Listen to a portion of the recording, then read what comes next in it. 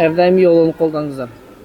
Ал міне келдік біз Қаралбастанға. Негізі кешке Қаралбастан өзгеше екен аэропорт. Күндіз люкс вообще басқаша. Прям білмеймін, көзім или біз өткен жолы көктемде келдік қой. Ал осы жолы біз күзде келіп жатырмық. Сол үшін ба вообще басқаша көрініс әдемі. Екі жылда бірақ көп дүниеде өзгерген сияқты. Әрбір қазақстандықтың армандарының бірі ол тренировка ғой. Енді қалай күтеді деген көп адамдар уайымдайтын шығар негізінде. 2,5 почти 3 жыл бұрын келген кезде дәл осылай күткен.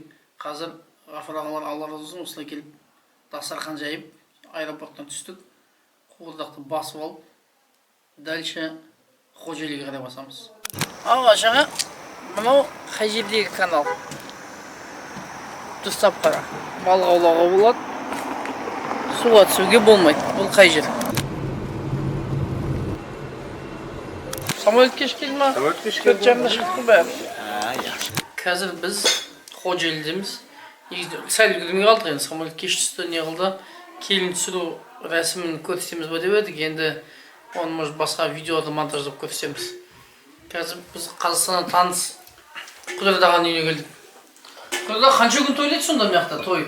1 күн, 2 күн келін келеді. Келін келгеннен кейін құдалықтар бәрі өтіп болғаннан кейін келін келеді. Уже келін келген ертеңесіне келінді іш бұйыру марасымы болады да, жұмсап нетіп başlayып жұмыс үйретеді. Келін салам болады қоншыларға, нелерге, шөлде кім шықыра кетсе, шылардың бәріне келін саламдар болады. 2,5 жыл кейін кезде Тақтакөпірде осындай рәсім болған. Yani ұмытып баратын дәстүр ғой. Біз кезінде құятын едік. Қазіргі жастар бізге олай құймайды. Кел врачқа қол жүрейік. Сүйдің бар екен, ә? Мен шуға Осы нәрсе бар, короче. Мынандай нәрсе негізінде сәндікке қоймайды. Осындайға арналған ғой, по идее. Ой, бақыттылы айналайын.